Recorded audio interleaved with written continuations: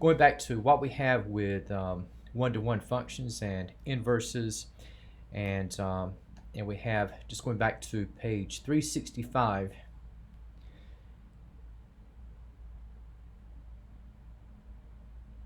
and just to cap things off, okay, we have first of all, okay, if functions are inverses of each other, then they will compose together as x. Okay, so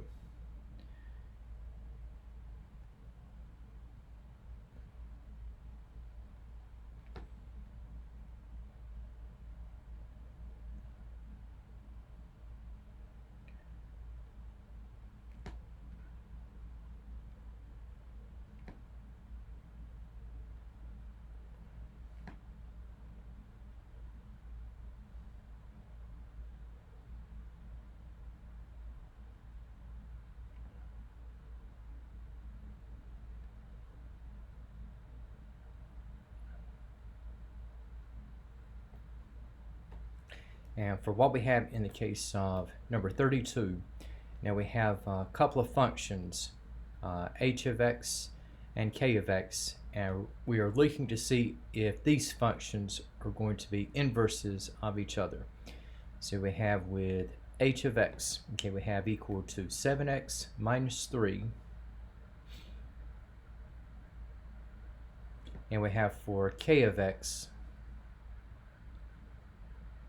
okay, so you have k of x, okay, we have equal to x plus 3 all over 7. And just looking to see if these functions are inverses of each other. So again, we can take in the compositions, okay, so if I have h composed with k of x, okay, all right, so I'm looking at in the composition, so I'm looking at taking h of k of x,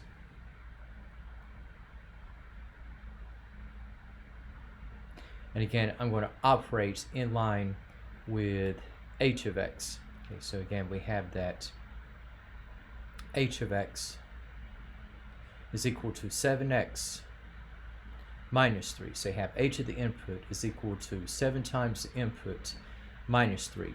And we have with the input at k of x, okay, so we can say we have 7 times k of x minus 3. And then we can specify just what k of x is. So we have 7 times the quantity of x plus 3 all over 7. And so for what we're going to have here, okay, we're going to have, we can say in line with cross multiplication. Okay, we have the 7's to cancel. Again, we have followed by negative 3. Okay, so we have, after multiplying, the product is x plus 3. And then we have taking 3 away. Okay, the output is going to be x. And to see if it also works the other way, if I have k composed with h of x,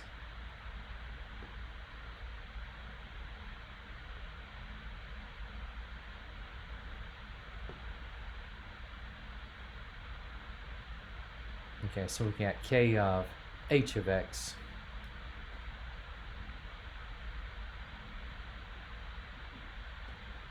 and so I have the operating function at k, and again, k of the input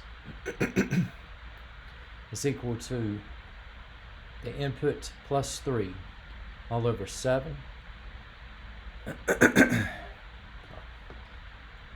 So for what we have in the follow-through case, so we had the input at h of x, so we have h of x plus 3 all over 7, okay, and specifying h of x, okay, so I have 7x minus 3 followed by the addition of 3 all over 7. And what's going to happen here, okay, is that we're going to have 7x minus 3 plus 3. And we have all over 7. And so we're going to have the constants are going to cancel each other. And we got 7x over 7. Okay, and so that will also reduce to x. Okay, and so we're going to have these items to check out. So they compose together as x in both compositions, and so the answer in terms of whether they are inverses of each other, and the answer to that is yes. So h of x and k of x are inverses.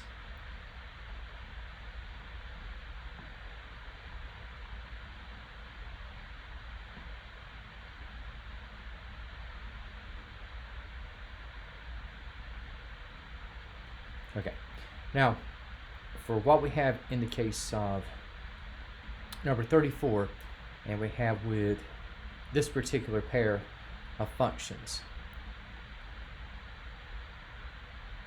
Okay, so we have p of x is equal to negative 3 plus x all over 4. And we have with the other function case, we have q of x is equal to 4x minus 3. And if we look at determining if they are inverses, so we can take the composition, and we'll start out with p composed with q of x.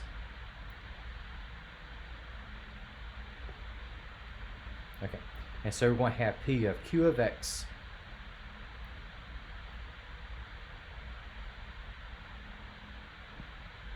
and in terms of carrying out the composition, so we want to operate in line with the function p of x. And again, so we got p of x, or p of the input, is equal to negative 3 plus the input all over 4. And we have with the input at q of x, okay, so we're going to have negative 3 plus q of x all over 4.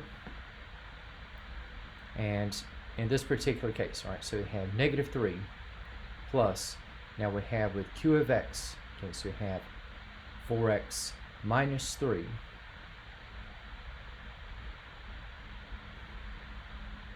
all over 4. And in terms of following through, okay, so if I were to gather together, so you have negative 3 plus 4x minus 3 over 4. If we look at trying to reduce, now we got the variable term at 4x, and had the constants been such that we could cancel out, then it would reduce to x, and so I would still be in the running in terms of whether we would have p of x and q of x to be inverses of each other. But for what we have instead, we got negative 3 minus 3 becomes negative 6. And if I had just 4x in the numerator, then the expression would have reduced to x. But since I have minus 6 to tag along, okay, this is not going to reduce to x. And you do not even have to take the other composition, because if either one fails, then it's just going to go ahead and signal that these functions are not inverses.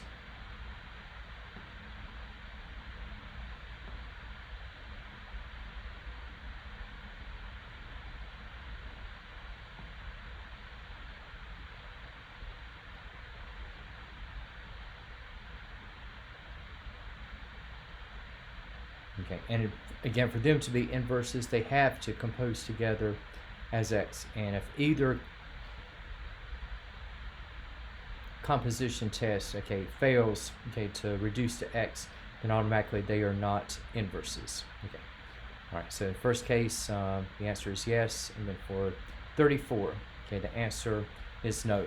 Now, looking at what we have now in dealing with one-to-one functions, and finding out, okay, just what the inverse is going to be. And we have for the case in number 41,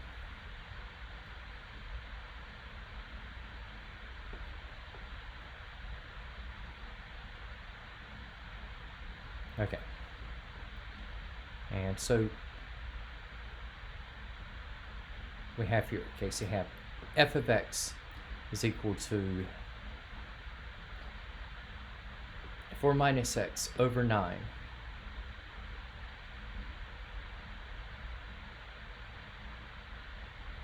Okay, and let me just kind of mention something to the side here. We got 4 minus x over 9.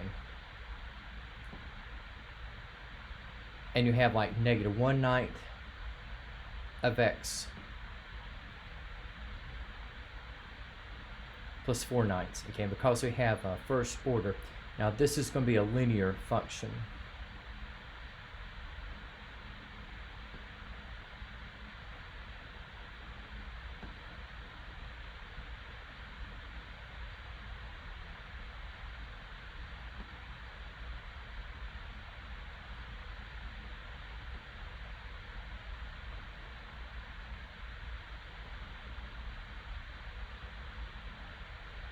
Okay, I had mentioned the buzzword yesterday, linear. Okay, so again, have like x to the first power. Okay, so it's linear, and again, for f of x and what the inverse is going to be.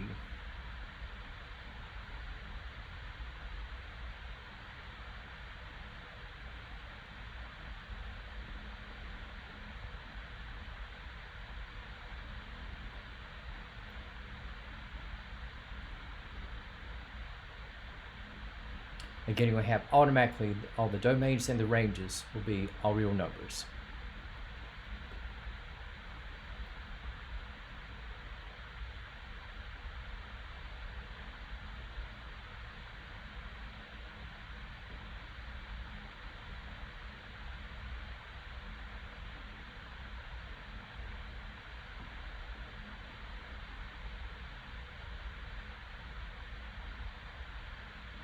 And that automatically applies to linear one-to-one functions.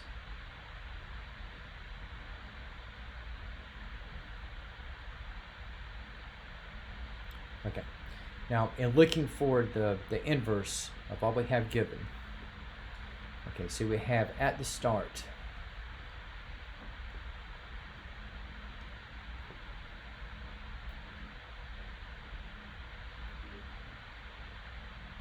so you have f of x is equal to 4 minus x over 9.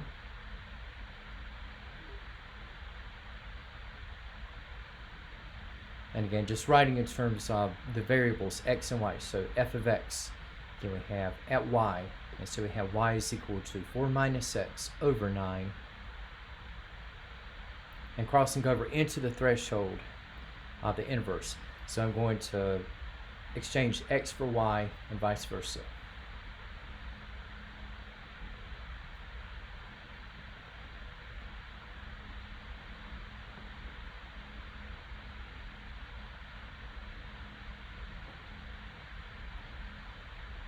So we're going to have in the crossover, okay, so you have x is equal to 4 minus y all over 9.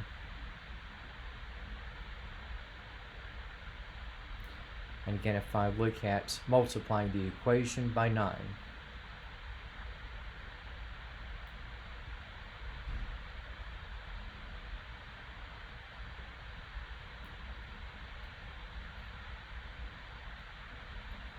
okay, so we have in the rewrite, okay, so we have 9x is equal to 4 minus y. And for what we have in the setup case, if I isolate the y term, okay, so right now we have the y term on the right hand side, and so if I take 4 away from both ends,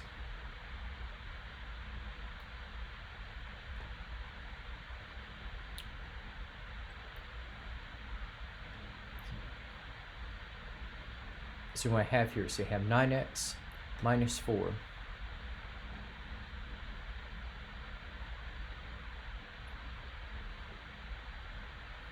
Give me just a moment here.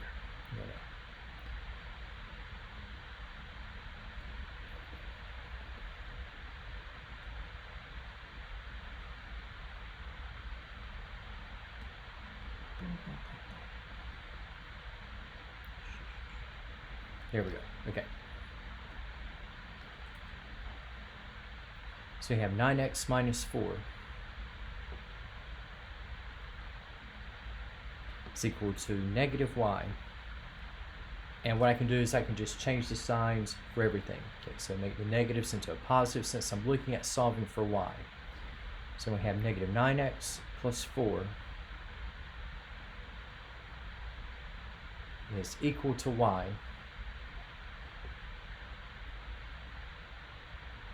And so I had that y is equal to negative 9x plus 4. And so we're going to have officially now this y is going to represent the inverse.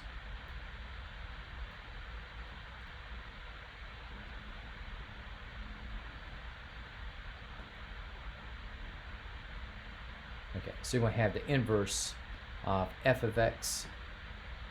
Again, that is going to be equal to negative 9x plus 4. Okay. All right.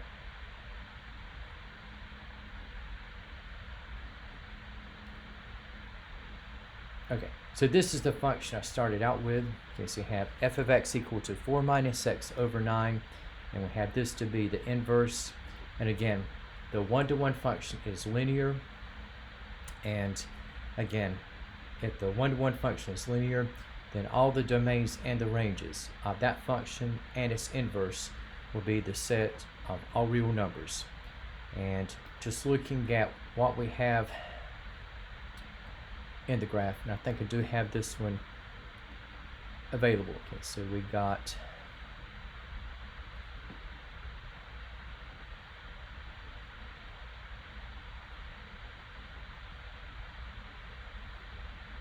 and I do, okay, so you have f of x equal to 4 minus x over 9, and again, a function and its inverse will have symmetry with respect to the line. Okay, y is equal to x, and again, the inverse, we have it negative 9x plus 4, and so if you notice that we have the ordered pairs, negative 5, 1, 4, 0, 13, negative 1, and if I swap out the x and the y values, so I got 1, negative 5, 0, 4, and negative 1, 13, and again, we have these graphs are going to intersect, and it's going to be right over at the line y is equal to x, and so that will be the outcome, or at least the display of this particular one-to-one function and its inverse. Okay, now for what we have in the case of the next item, and that is with number 43, and for this one, okay, now for this item,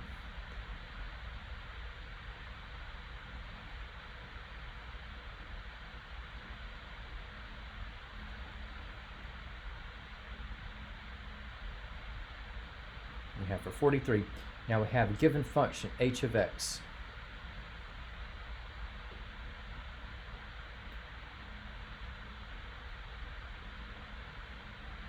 is equal to the cubic root of x minus 5. Okay, now let me mention some things here. Okay, now we got with h of x. Now the problem is not asking for the domain and the range, but I just want to mention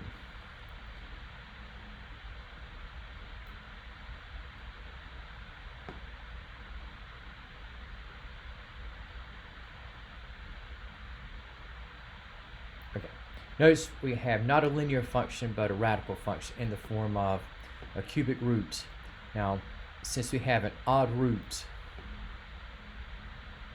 and not an even root,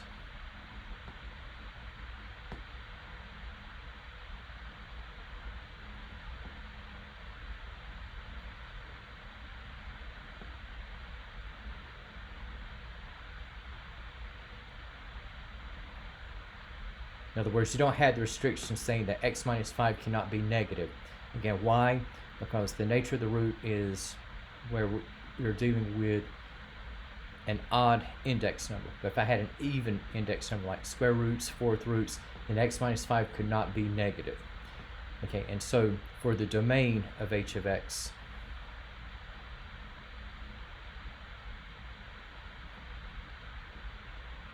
we're going to have the set of all real numbers.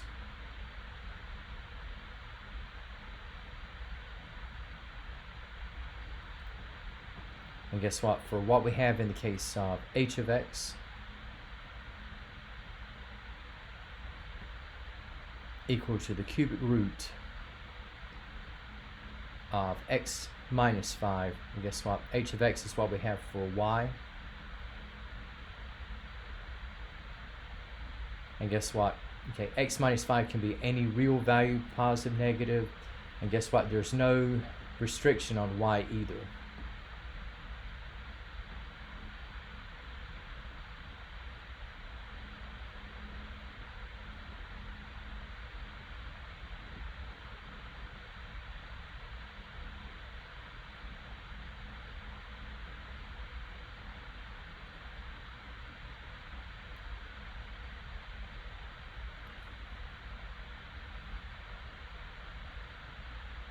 And I'm just going to mention, okay, so you have for h of x, again, the domain is going to be the set of all real numbers.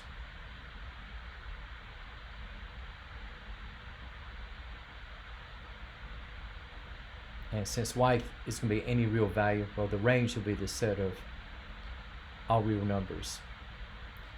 And I have not even arrived to the inverse yet.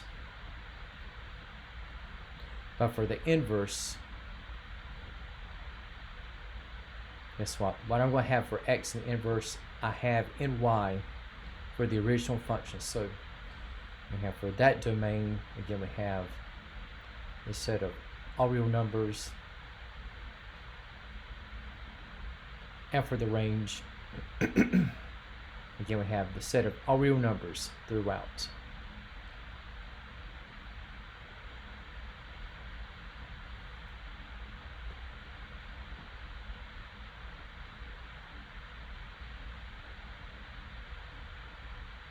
Okay, so again, a function and its inverse will have interchanging x and y values. Okay, now on our way to looking for the inverse, again, so we're starting out with h of x is equal to the cubic root of x minus 5. Again, so h of x, again, this is that function's way of saying that y is equal to the cubic root of x minus 5. And then crossing over once again into the threshold of the determination of the inverse. So again, I'm going to swap out y for x and vice versa.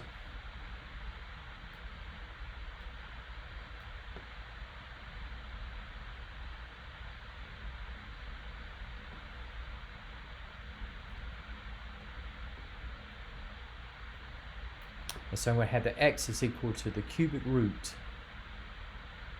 of y minus 5. And then to free up y, thus y minus 5 from the cubic root, I'm going to raise both sides to the third power.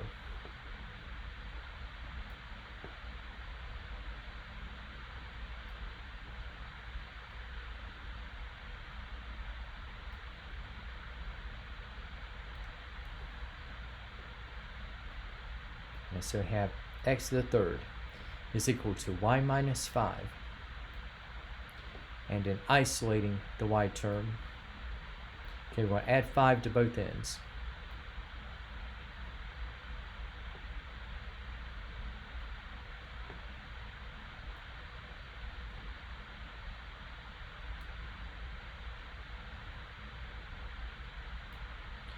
So you have x to the third plus 5 is equal to y. And again, I can just shuffle the order. So y is equal to x cubed plus 5. And so we're going to have for the inverse. So I start out with the function of h of x, and if I keep that same letter, now the inverse notation is going to be the inverse of h of x is equal to x cubed plus 5. Okay. And so that would be the inverse of that particular function.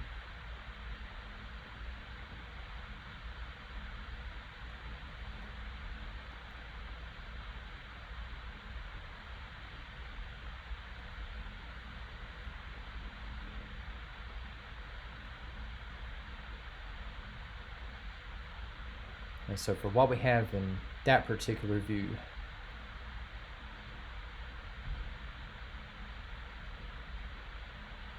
we have just among the items. Okay, so for the function equal to the cubic root of x minus 5, okay, among the values or points to be plotted, have 4, like 4, -1, 5, 0, 6, 1, and 13, 2.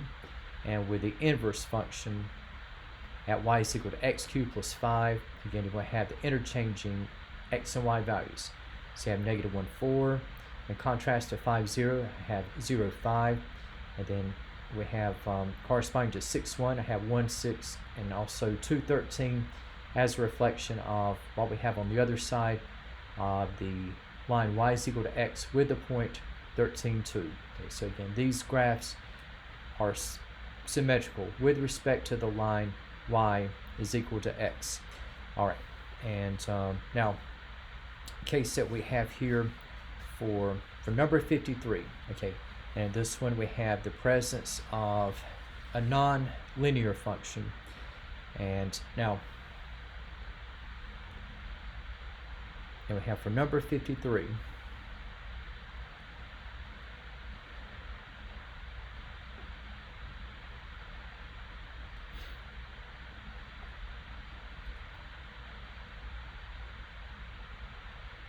okay, so you have a function f of x.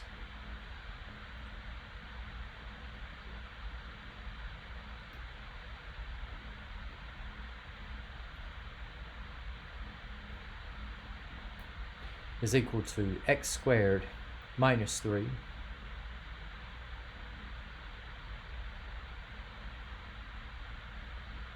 and we have for the imposed condition for x. Okay, so we have f of x equal to x squared minus 3, okay, whereupon x is less than or equal to 0. Okay, and now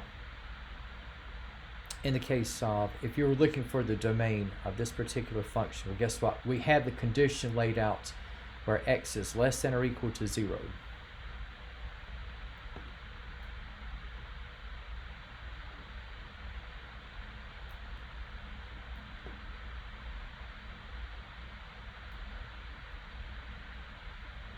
Okay, so for x less than or equal to 0, with that condition given,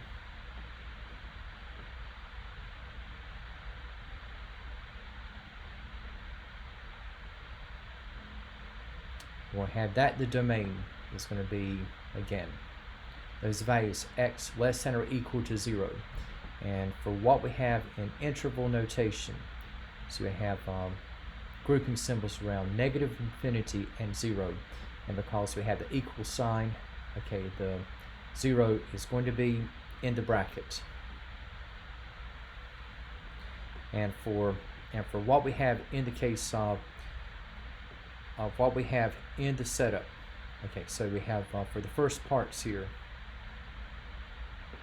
okay, so you have for the domain, you have those values x less than or equal to 0. Now in terms of whether the function is 1-to-1, and I'll just give you, okay, a bit of a quick sketch on this one.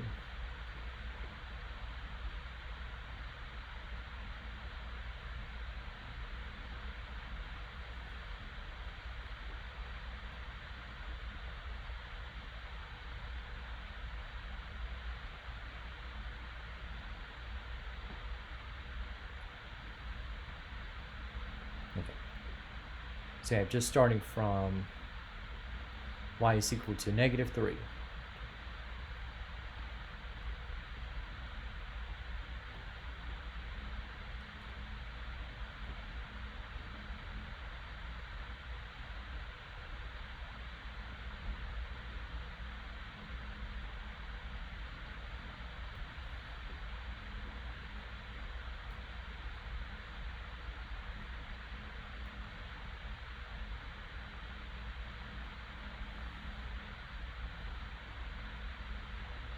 And again, just going back to the line test. Okay, so the vertical line test will be satisfied at intersection at no more than 1 point between the graph and the vertical line, okay, for the x values involved. And for the horizontal line test, okay, for what we have for each y value, you're going to have at most one corresponding x value. Okay, so both of these line tests are satisfied. So yes, okay, f of x is 1 to 1.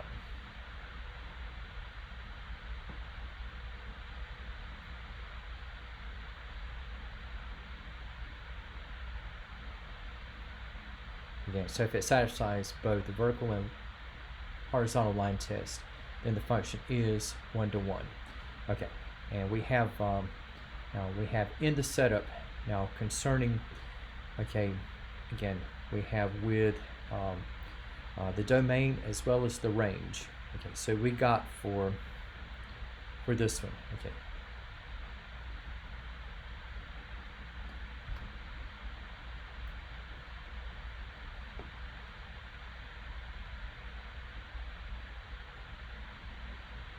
So again, we have y is equal to f of x is equal to x squared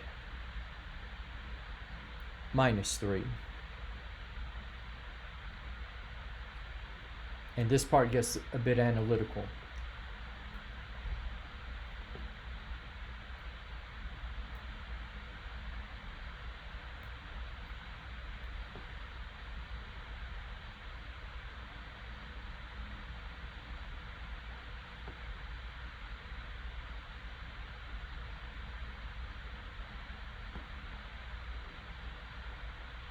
Now the smallest possible y value is going to be when x is equal to 0.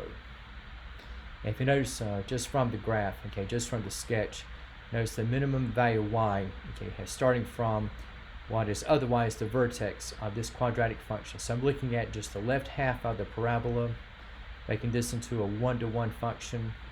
So guess what? The smallest value y,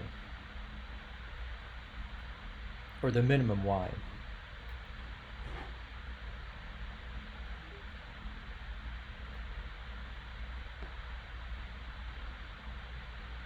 is going to be f of x whenever x is equal to 0.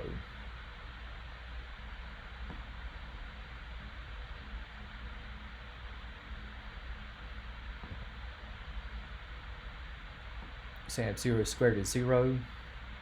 And we have minus 3 is equal to negative 3.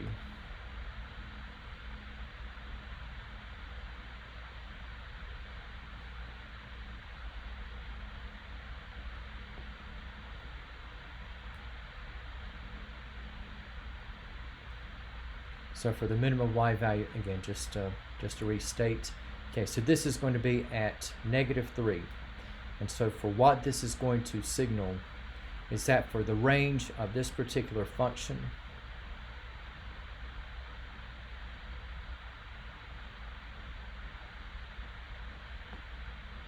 so we have the set of all values of y such that y is greater than or equal to negative 3.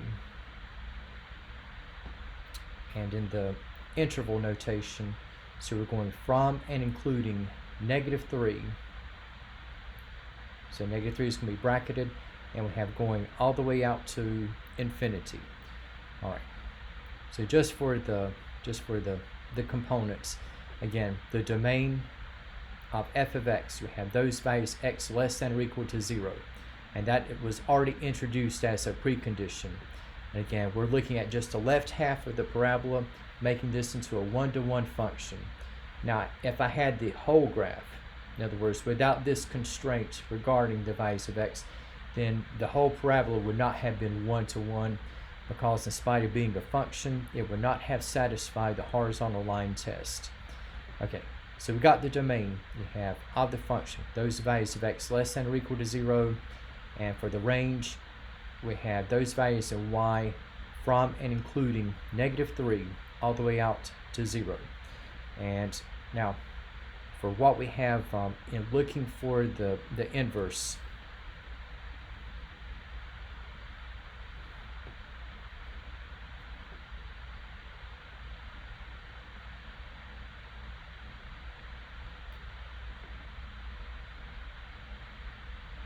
So again, we have f of x is equal to x squared minus 3. And I'm just going to state the conditions regarding x and y. So we started out with x is less than or equal to 0.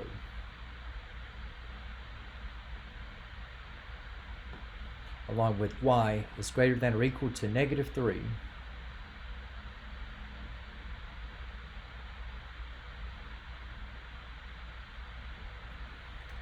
Again, just to restate, so f of x is a functional notation for what we say is going to be y.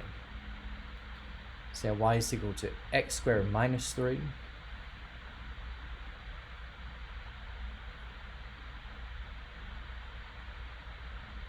And I'm just restating the restrictions to keep this function 1 to 1.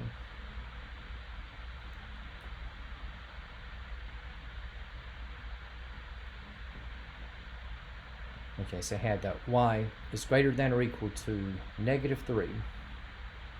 And then crossing over into the threshold of the inverse.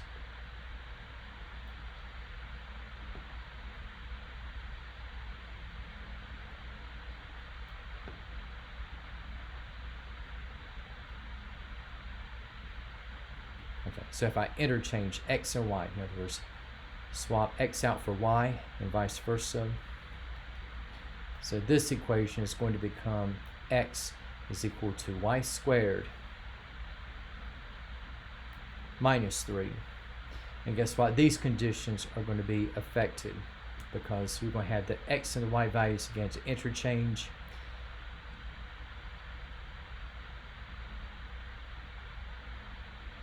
Okay. So you're going to have here x is equal to y squared minus 3. And guess what?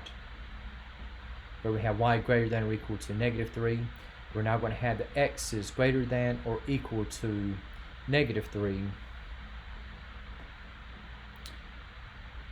And for y in the inverse, we're going to have that y is less than or equal to 0. And if we look at solving for y in this setup,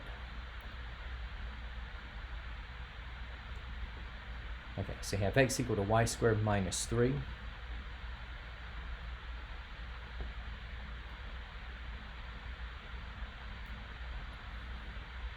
And if we look at adding 3 to both sides,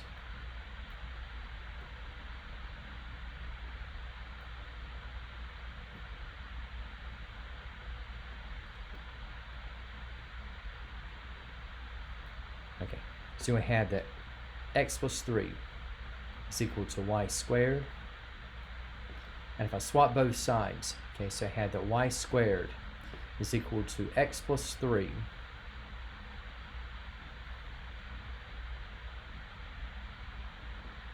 and with the square root property of equality, now we have that y squared.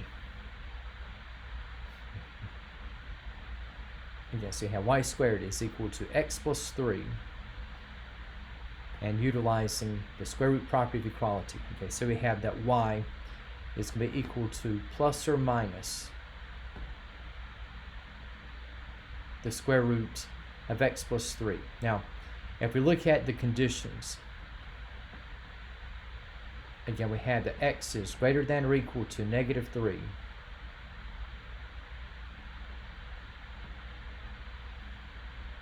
And regarding y, okay, we have that y is less than or equal to 0. And guess what? With the less than parts, for what we're going to have in y, because of the direction of the inequality, have the less than parts. Okay, this is going to correspond, if y is less than 0, then you're going to have the negative portion in this one.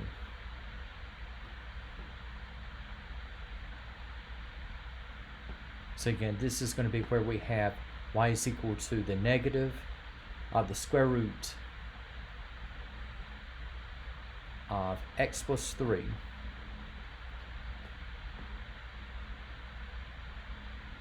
and we have that x is greater than or equal to negative 3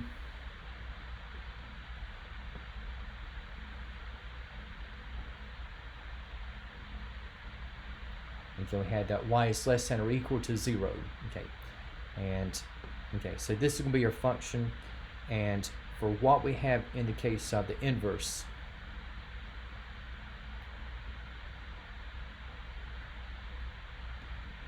for the inverse, so you have the inverse of f of x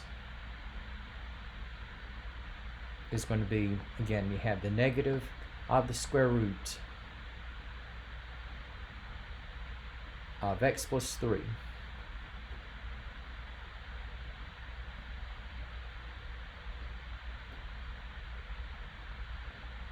again we have with the conditions. Okay, so x is greater than or equal to negative 3, and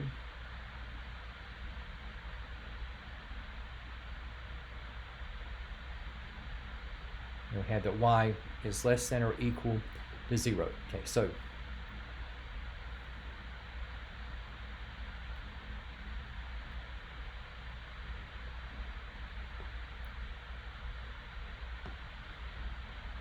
we have, in the case of the domain of the inverse,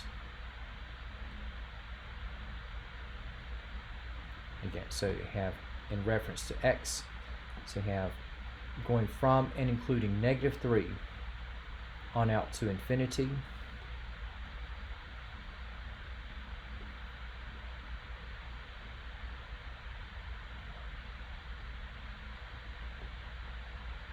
and for what we have in the case of the range of the inverse,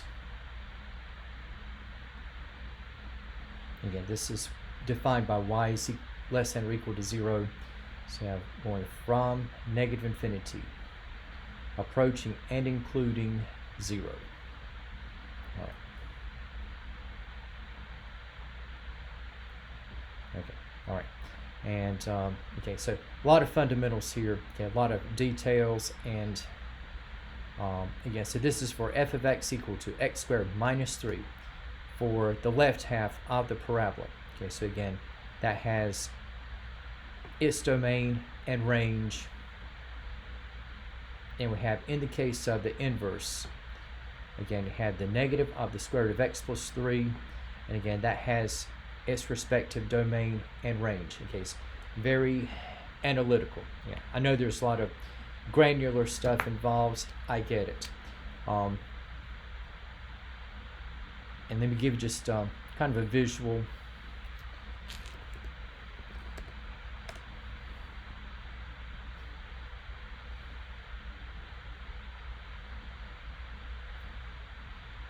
Okay, again, we have with f of x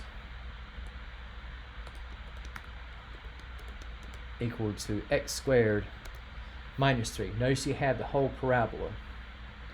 But again, we're looking at just those values of x. That will be less than or equal to 0. So you're now looking at just the left half of the parabola. So before, the function was not 1 to 1, but by taking either the right half or, in this case, the left half, this function is 1 to 1. We're going to have y is equal to x. And then we have with the inverse function. Okay, now let's call this g of x. And again, I have equal to the negative of the square root of x plus 3. Okay, so having the formation, it's almost kind of reminds me of crossing swords.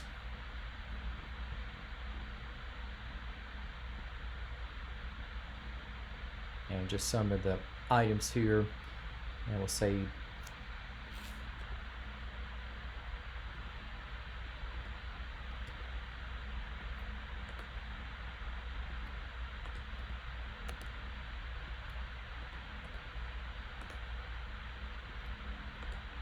yeah.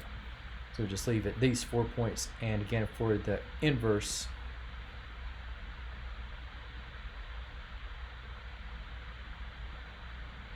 okay. And I could stress, let me just mention, okay, so you have for the domain, you're going to have x is greater than or equal to negative 3. Again, it's already baked in, at least with the Desmos's programming. And just for the ordered pairs, Okay, now before, from x squared minus 3, have negative 3, 6, and if I reverse the order, got 6, negative 3, negative 2, 1, and we have 1, negative 2, negative 1, negative 2. Now for the radical, I have negative 2, negative 1, and 0, negative 3 from the quadratic left half. And we have in the radical negative 3, 0.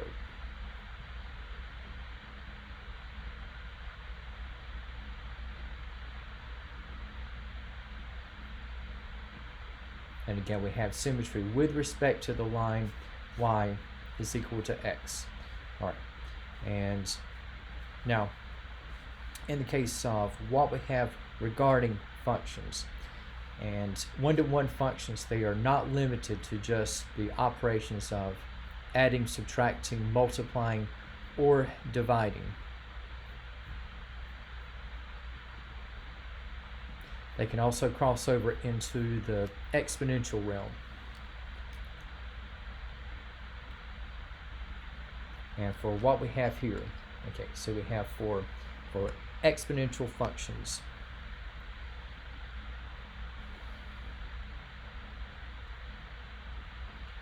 and so we got here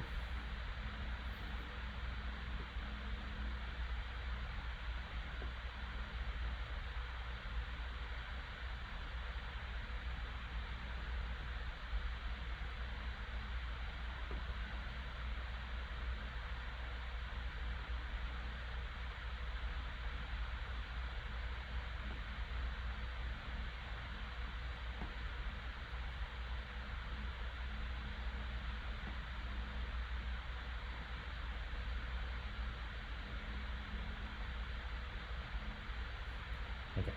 So we have with exponential functions and their inverses. And let's say that for an exponential function,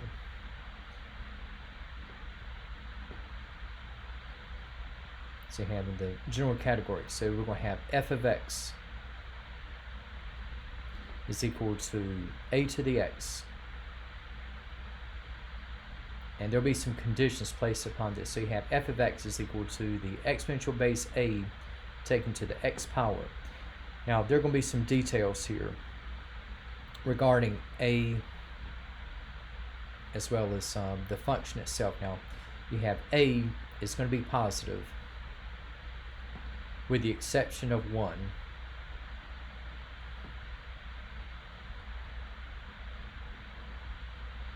Okay. So we have for f of x equal to a to the x, where the base a is going to be positive with the exception of 1. Now it could be 0.99, let's say, or 1.01, but it cannot be equal to exactly 1. And we have, I'll say just for added detail, we would have that y, or f of x, is going to be greater than 0.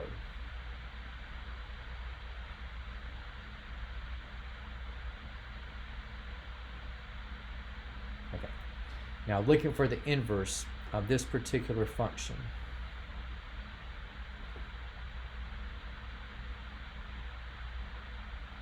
Okay, so you have that f of x is equal to a to the x. Again, f of x equal to a to the x. This is just another way of saying y is equal to a to the x. And if I'm looking for the inverse of this function,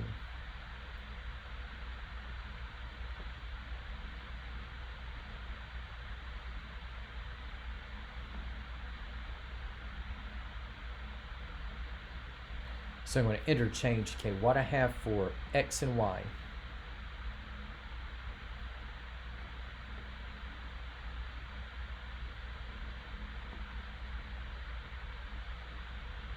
So we have the x is equal to a to the y. Okay, now I'm looking at solving for y. Okay, so I have x is equal to, again, a raised to the y power. Okay, so to get rid of the a, okay, I cannot add, I cannot subtract, I cannot multiply, and I cannot divide. I can't even take a radical for that matter. And there's an operative involved. Okay, and to get rid of the a, we're going to use what is referred to as a base A logarithm.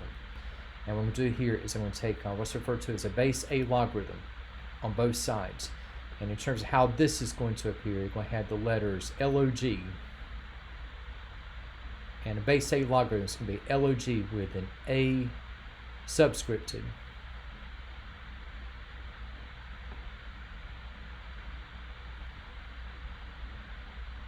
And we'll do this on both sides here. So for what I have on the left, okay, this is going to be what is referred to as a base A logarithm of x.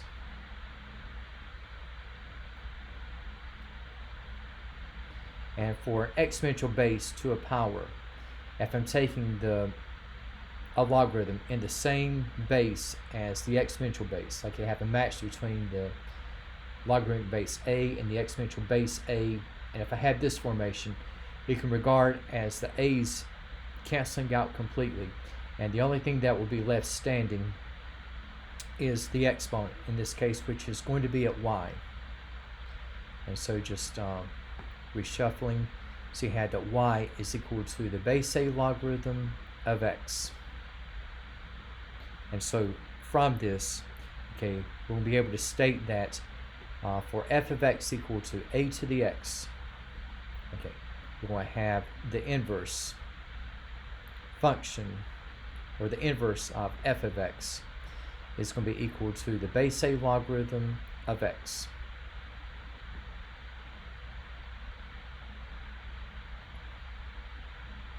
And let's say that just kind of going along each stage here.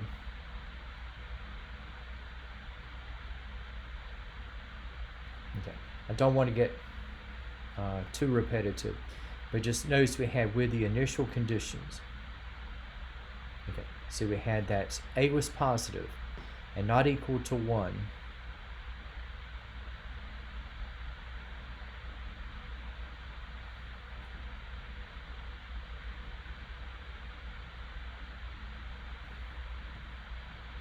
And we had initially that y is greater than 0.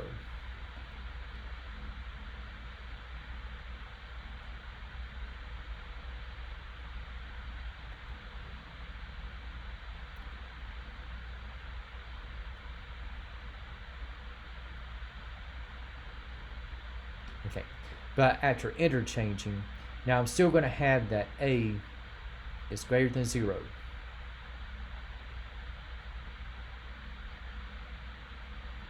And does not equal to 1. But now what was required for y to be positive? Well, guess what? In the interchange, it is now x's turn to be positive after the interchange. And so for what's going to follow is that in the inverse,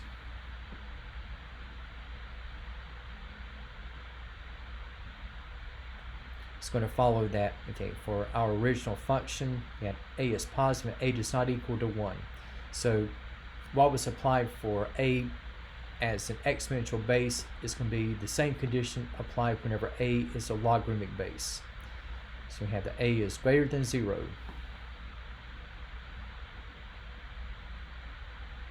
With the exception of 1. And again, whatever we're taking a base a logarithm of, it must be positive. Okay, so in this case we have that x is greater than 0. All right. And now, so that is the inverse. Okay, and so commonly posed question, and you probably have seen log if you've taken a science course like maybe physics or chemistry, and I think maybe in some cases maybe some courses in earth science.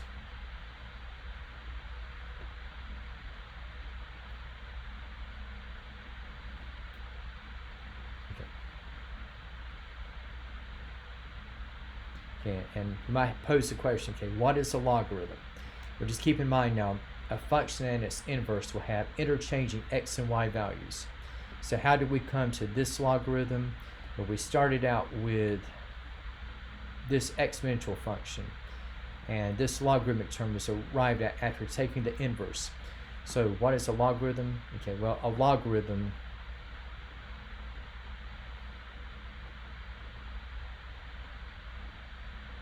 is going to be the inverse of an exponential function.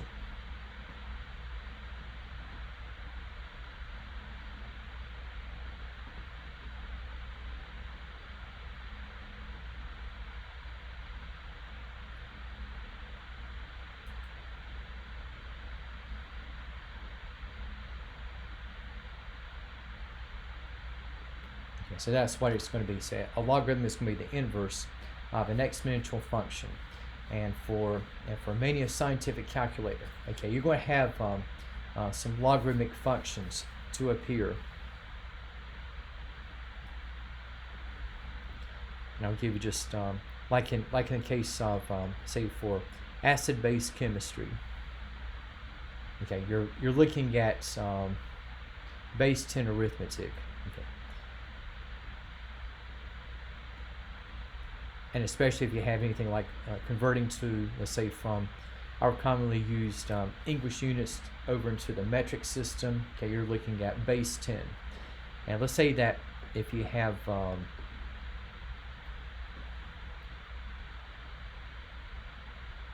if you're looking at determining the inverse,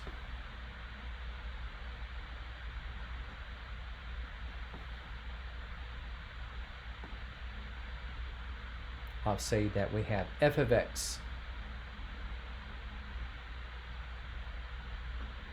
is equal to 10 to the x. So again, so we have, starting out, we have f of x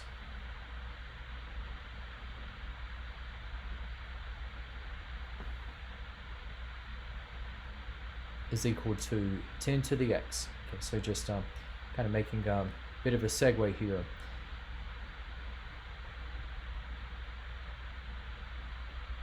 So f of x is equal to 10 to the x.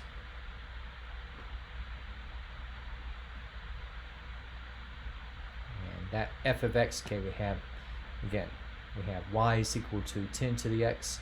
And if I'm looking at the inverse,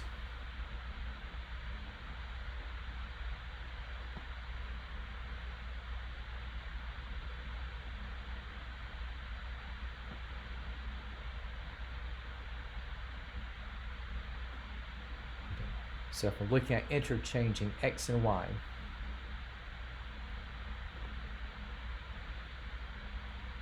so we have the x is equal to 10 to the y.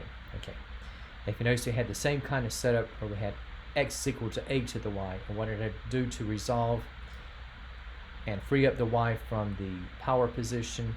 Well, that was to take a logarithm in the base that matches the exponential base that y is raised. And guess what? We had the exponential base is going to be at 10. And guess what? I'm going to take a base 10 logarithm on both sides here.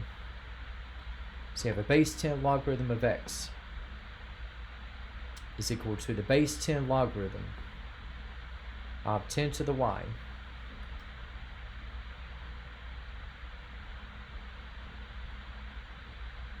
so I have a base 10 logarithm of x. Now again, if you have a match between the exponential and the logarithmic bases, okay, then you say that the log and the 10s will cancel out, and that is just going to go to y.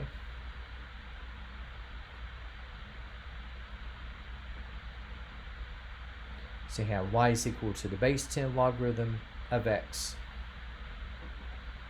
And so we're going to have for the inverse,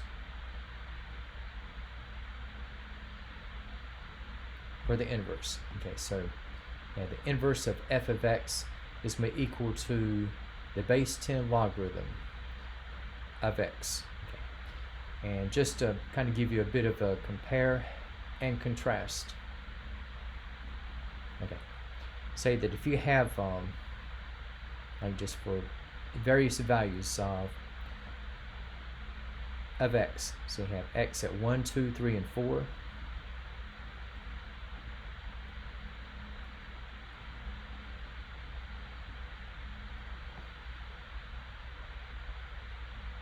And say you have that y is equal to f of x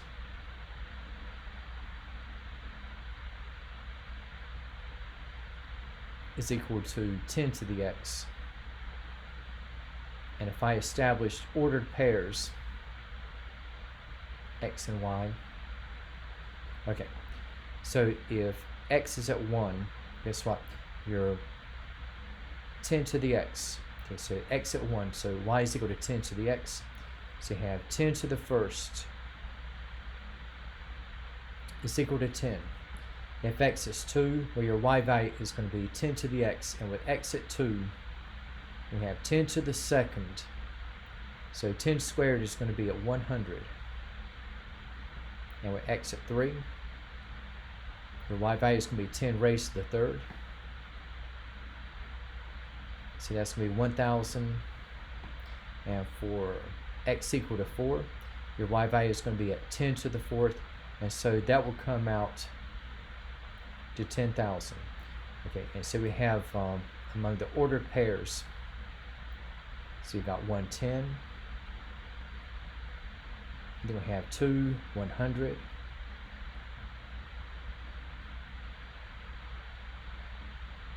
and then we're going to have 3, 1,000,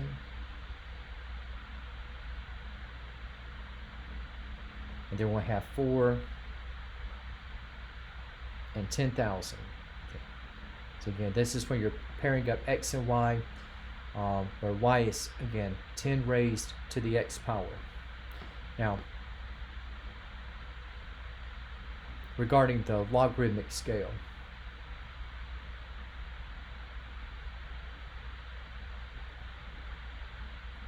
in the base 10. Now, in your calculator, chances are it's going to appear not with the base explicitly laid out, it's just going to have log more than likely.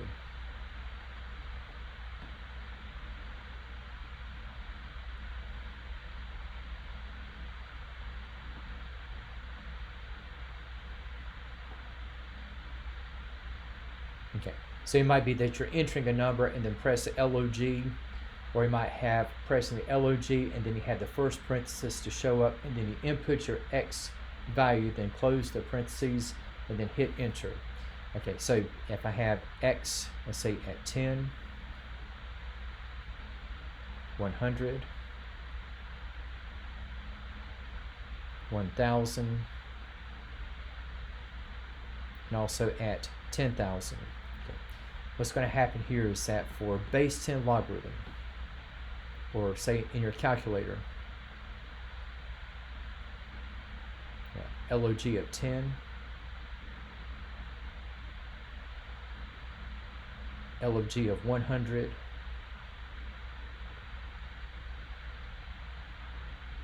log of 1,000,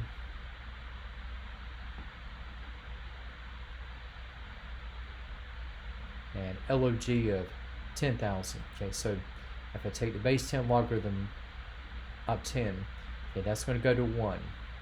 Base 10 logarithm of 100, that will go to 2. That of 1,000 will go to 3.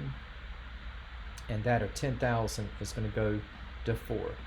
And if you notice, we have in ordered pairs. When x is 10, y is at 1. When x is at 100, again, we have y at 2. And when x is at 1,000, again, we have that y is going to be at 3.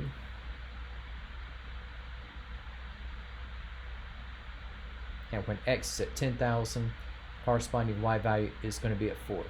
Notice we have the base 10 logarithm of x is going to be the inverse of 10 to the x. And notice we have the ordered pairs to be interchanged. Okay.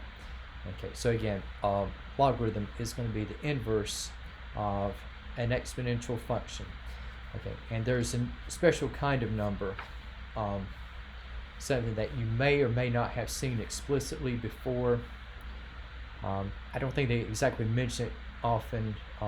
It can apply to geometric situations, but I don't think you typically see this number in geometry. But let me just kind of show you a bit of a progression. You probably, if you've taken something like business math with simple and compound interest, you might have seen this number before. And then let me give you just kind of a a set of building blocks.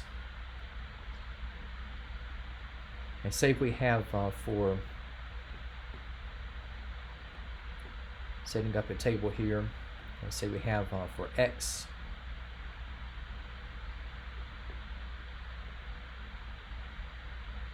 we have 1 plus 1 over x.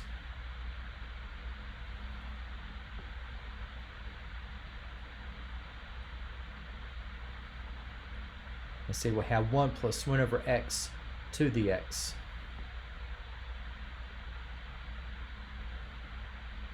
And we'll just have with our numbers, okay, we'll just say we have 1, 2,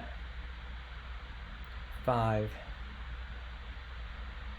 10. Now we'll say we have 100. And we'll just say we have 10,000. Okay. Now, for what we have here, say if I have like 1 plus 1 over 1, that's going to be 1 plus 1, which is going to go to 2. If I have like 1 plus 1 over 2, that's like 1.5, so this will go to 1.5. And if I have x at 5, like 1 plus 1/5, that's going to be a 1.2. And then with x at 10, 1 plus 1/10 is going to be 1.1. And for x at 100, you have 1 plus 1 over 100, and as adjustment, that's going to be 1.01. And if I have x at 10,000, guess what? The sum is going to continue to get smaller, so it'll be like a 1.0001. Okay, and if you notice, okay, so you have these numbers here. So as x gets larger, the sum is getting smaller. And for 1 plus 1 over x to the x, notice you have 1 plus 1 over x is going to be 2 whenever x is at 1. So you have 2 to the first is equal to 2. Then whenever x is 2, now we're going to have 1.5 raised to the second. That's going to be at 2.25. Then whenever x is 5, okay, so you got the sum of 1.2, and we have taken to the 5th power, and so that number is going to be like right at 2.48832. And then next we have 1.1 to the 10th power, and this number is going to be just a little bit under 2.6.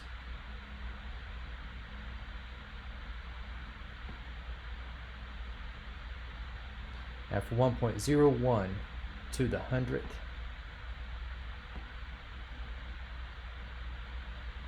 okay, so you have among the first digits, you have 2.7048, and then we have 1.001, and you have to the 10,000th degree.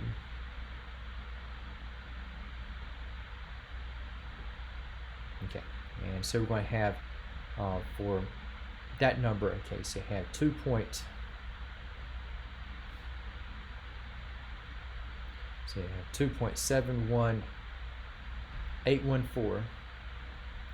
Okay, if you notice in the pattern, okay, so you have sum is getting smaller, and as x increases, so for 1 plus 1 over x to the x, you have 2 to the first is 2, 1.5 squared is 2.25, and notice how the powers have gotten larger with each increasing x.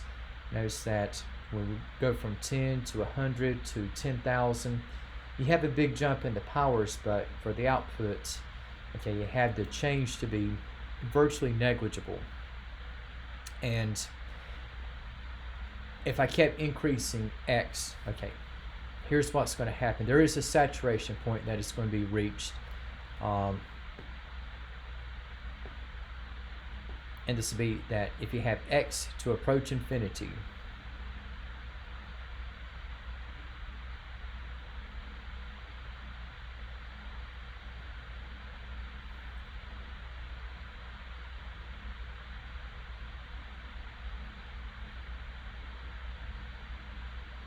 so again, as x approaches infinity, okay, what's going to happen here that 1 plus 1 over x to the x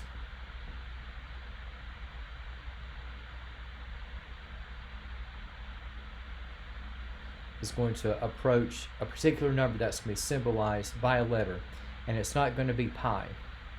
Okay? Pi, that 3.14 number, and we're not using that brand of geometry. What we are looking at is exponential growth, and this letter is just going to be E. So you have the letter E, and that letter E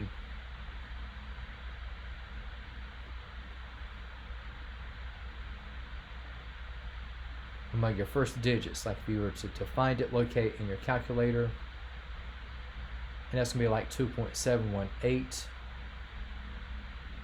2818.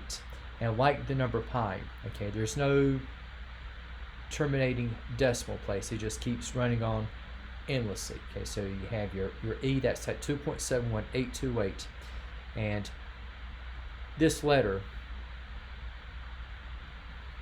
is referred to as the natural logarithmic exponential base.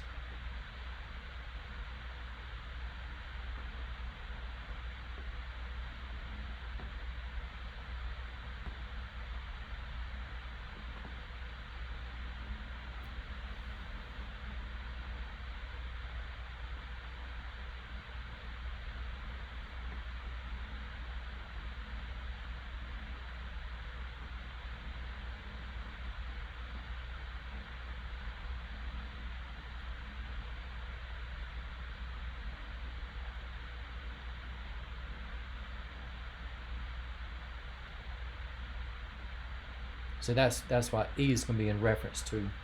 And I had mentioned, like, you have LOGs in reference to a base 10 logarithm, and just making reference to, say, for mainly a scientific calculator.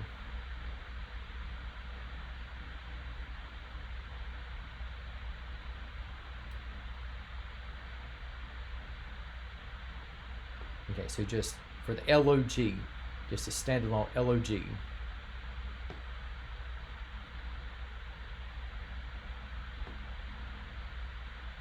LOG is when we refer to the base 10 logarithm.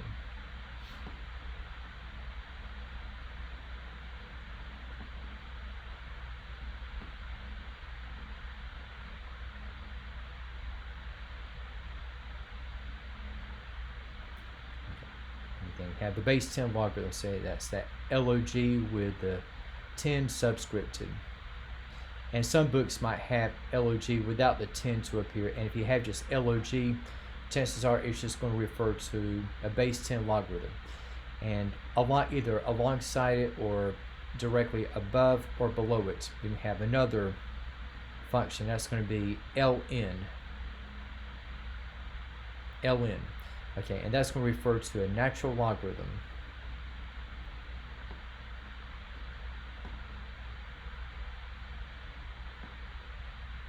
In this case, so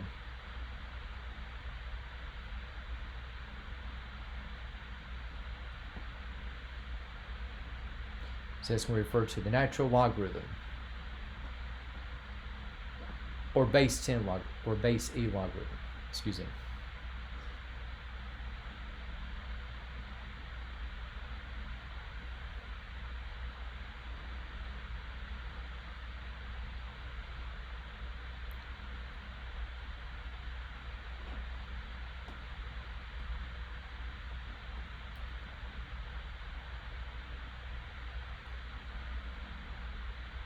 Okay. So you have, in short, okay, so you have LOG.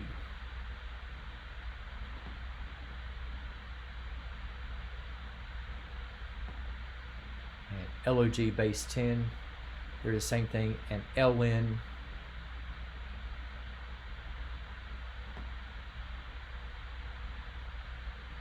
and base E logarithm. Okay, so those are reflexive, so those are going to be the same, identical to each other. So LOG base 10 logarithm, the same. ln base E logarithm also will be the same. And now, and I'll just mention in the case of dealing with logarithms. Okay.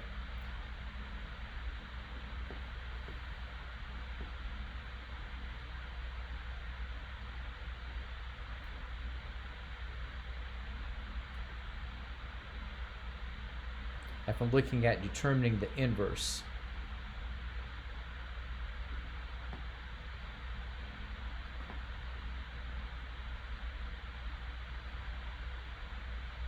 f of x is equal to e to the x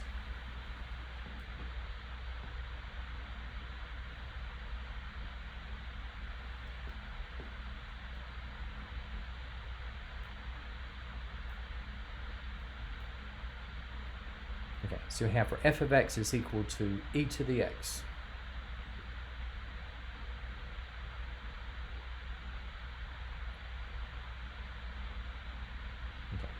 So again, f of x, okay, that is its own way of saying y is equal to e to the x.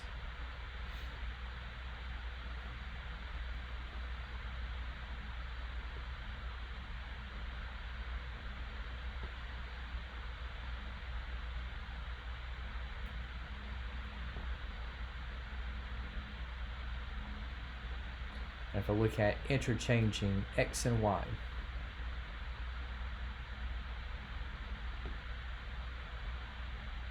so we have the x is equal to e to the y. And again, just taking what we have now. Okay, now when I had like x is equal to 10 to the y, I took a base 10 logarithm on both sides. And here I'm going to knock out the letter e by taking the logarithm in the matching base.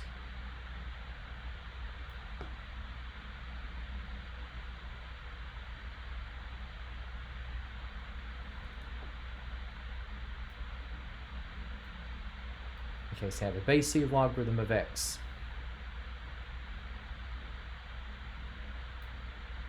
It's going to be equal to y. And just switching around.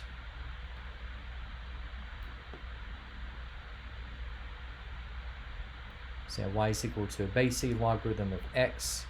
And again, we have base e and natural logarithm are going to be one and the same. So base e logarithm of x will be ln, or natural logarithm, of x. And so we have for that inverse, so the inverse of f of x is equal to e to the x. That is going to be where we have the inverse of f of x. It's simply going to be the natural logarithm of x. Right, so again, another case of where a logarithm is going to be the inverse of an exponential function. Okay, and now just some items that we have regarding where we can have applications involved, especially with the number e.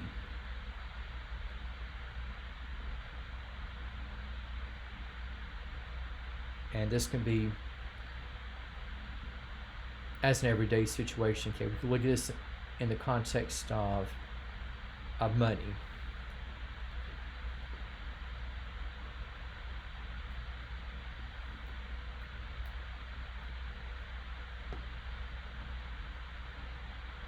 And for what we have with, say, interest and finance.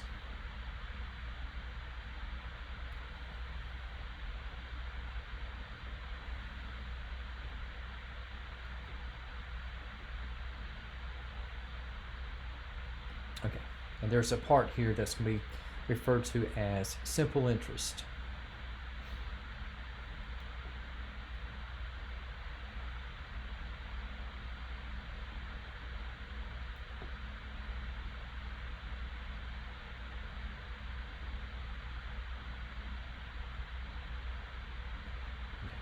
And for simple interest, okay, you're going to have, in this case, we have what is going to be referred to as I is equal to, okay, what's going to be P times R times T. And also in the mix, you're going to have what's going to be A is equal to P plus I. and in terms of what these letters are going to represent. Okay. So for P is going to be what's referred to as the principal.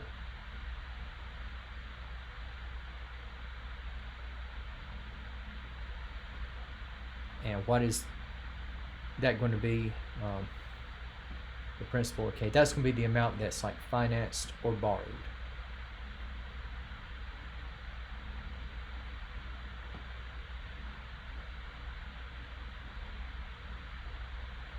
And it could be an investment for them, if it's like drawing interest, for a bank account. It could also be like in case of some credit debt. Okay, and for R is going to be the rate of interest.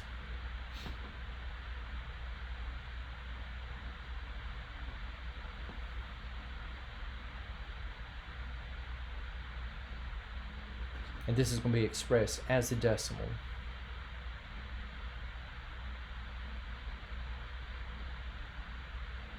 Okay. And T, this will be in reference to the amount of time.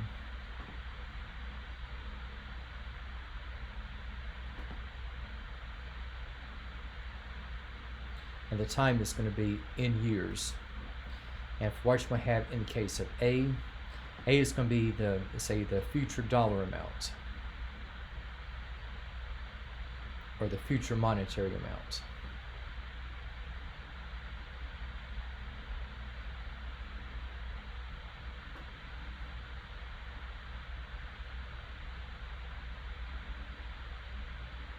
Okay, so this is one item. Whenever one is talking about interest, it could be in the context of simple interest. And there's another item, and this is going to be where we have compound interest.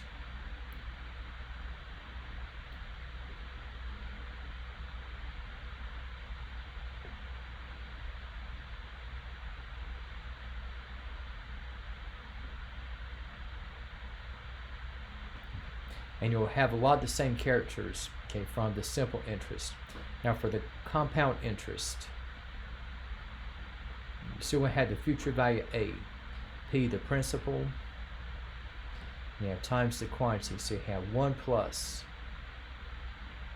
R over N, and N is the new character here. You have to the N times T, so you're still looking at P, R, and T. Now for what N is going to be in reference to, N is going to be in reference to the compounding frequency.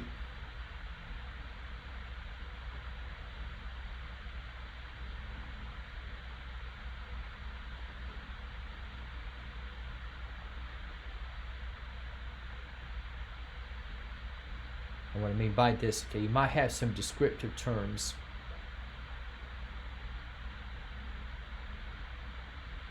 Like if you have annual compounding, that's like 1 time a year. Say the N is equal to 1. If you have like semi-annual compounding, that's like once every 6 months or twice a year.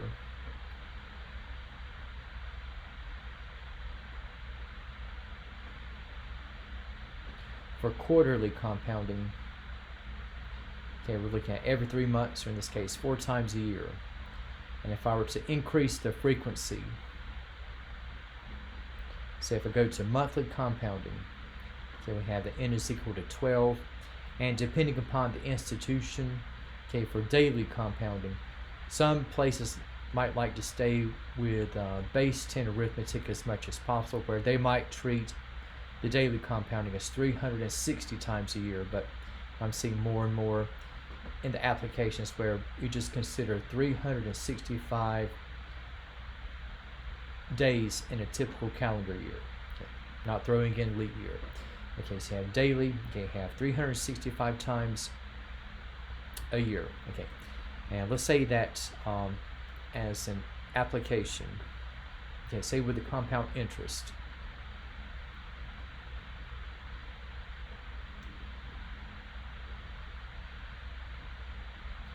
if you're looking at determining A,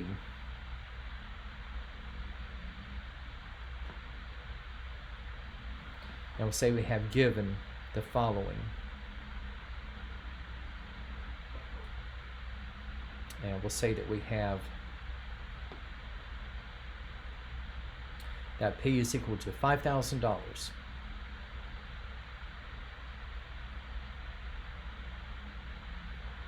And we have the amount of time, okay, we're going to have for 6 years.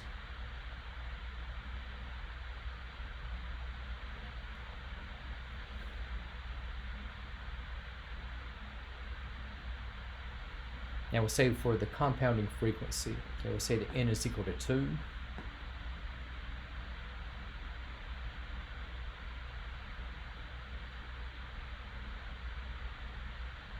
So have semi-annually, okay, and we'll say that R is equal to 3%. And if we express as a decimal, okay, so you're going to have 0.03 or 0.03, and okay, so you're looking at the future value A, okay, given this information, okay, and the compounding is going to be done on a semi-annual basis, okay. So just looking at what we have with the formula and the articles of information.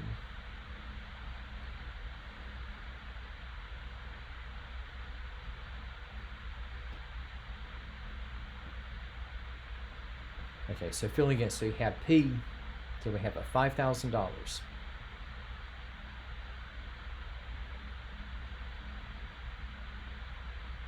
And for 1 plus R over N, okay, so we got 1 plus R is at 0.03.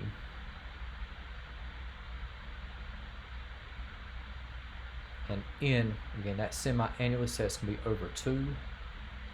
And to the N times T, okay, so you have raised to the 2 times 6.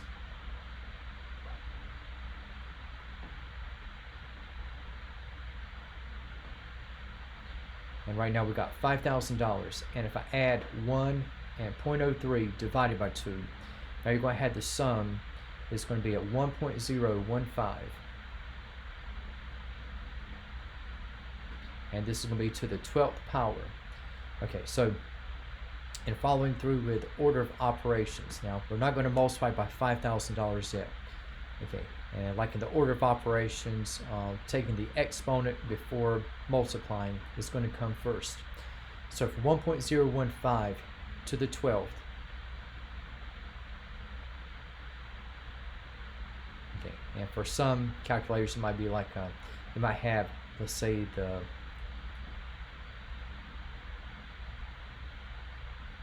like 1.015 to the 12th, or you might have like 1.015, and then you have to hit the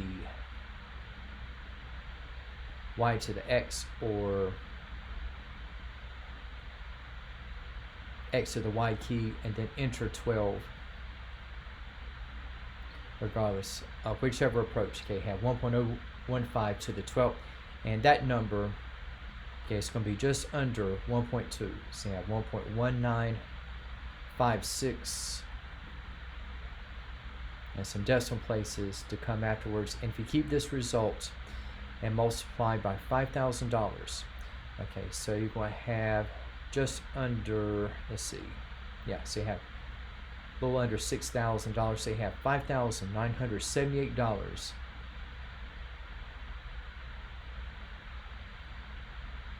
and 9 cents. Okay, so that's going to be the result. Say if one puts in $5,000 and lets it sit in the account for 6 years and let the interest be drawn at 3% compounded semi-annually, nothing taken out, no added deposits are made. So after all that time, you have like $978 worth of interest to be accumulated.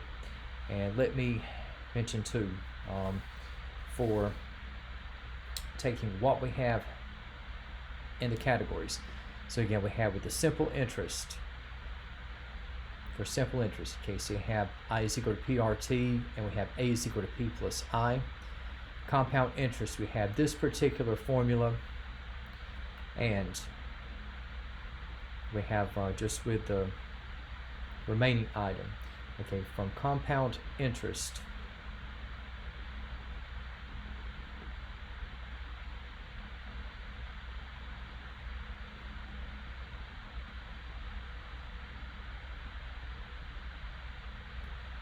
the compound interest, okay, so we have your compound interest formula.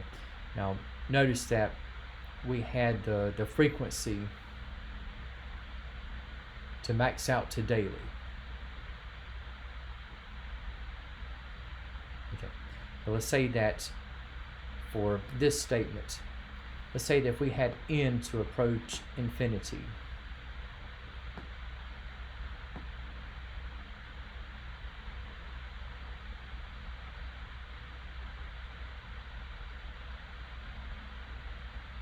okay, so as n approaches infinity,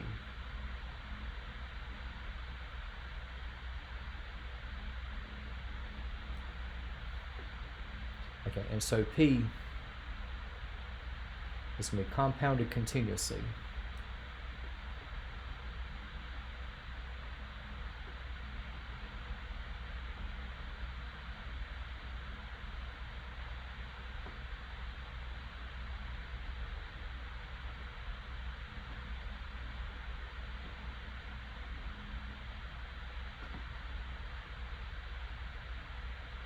And what is going to happen here is that for our statement,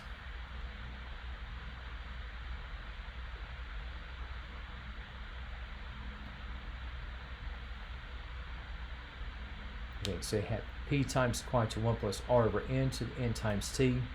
Okay, that is going to become P, and guess what? We're going to re-enter the natural logarithm exponential base E, and this whole thing is going to become P times E raised to the R times T.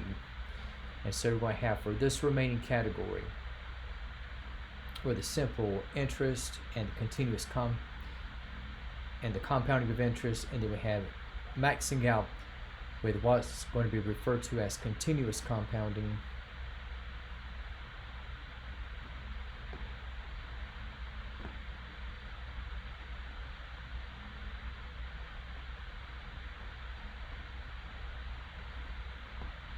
So essentially we're going to have at the top tier, we have the A is going to be equal to P times E raised to the R times T.